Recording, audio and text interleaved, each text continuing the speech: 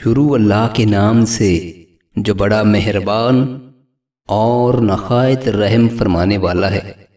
سیدنا ابو موسیٰ اشعری رضی اللہ تعالیٰ عنہ سے مروی ہے، وہ کہتے ہیں ہم نے رسول اللہ صلی اللہ علیہ وآلہ وسلم کی معیت میں مغرب کی نماز ادا کی، پھر ہم نے کہا کہ بہتر ہوگا کہ ہم کچھ انتظار کر لیں اور آپ کی معیت میں عشاء کی نماز ادا کر کے جائیں۔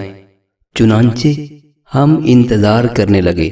آپ صلی اللہ علیہ وآلہ وسلم ہماری طرف تشریف لائے اور فرمایا، کیا تم یہیں ٹھہرے رہے؟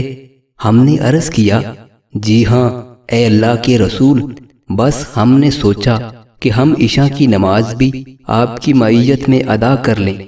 آپ صلی اللہ علیہ وآلہ وسلم نے فرمایا، تم نے اچھا کیا۔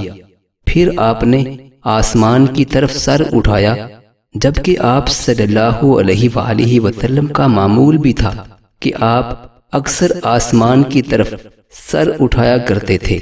پھر آپ صلی اللہ علیہ وآلہ وسلم نے فرمایا، یہ ستارے آسمان کے امین نگران و محافظ ہیں، جب یہ تارے ختم ہو جائیں گے تو آسمان پر وہ کیفیت طاری ہو جائے گی جس کا اس کے ساتھ وعدہ کیا گیا ہے، یعنی آسمان پھٹ کر ٹکڑے ٹکڑے ہو جائے گا۔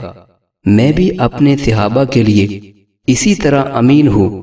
جب میں دنیا سے چلا جاؤں گا تو میرے صحابہ پر وہ فتنے اور آزمائشیں آ جائیں گی جن کا ان سے وعدہ کیا گیا ہے، اور میرے صحابہ بھی میری امت کے لیے امین اور محافظ ہیں۔